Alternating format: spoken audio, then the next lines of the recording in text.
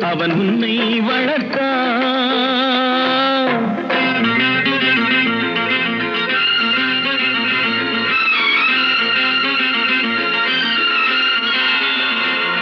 அம்மம்மா தம்பி என்று நம்பி அவன் உன்னை வளர்த்தான்.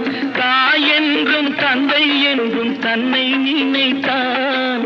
தாய் என்றும் தந்தை என்றும் தன்னை நினைத்தான். அது உனக்காக வாழ்ந்த உள்ளம் அல்லவோ, அது உனக்காக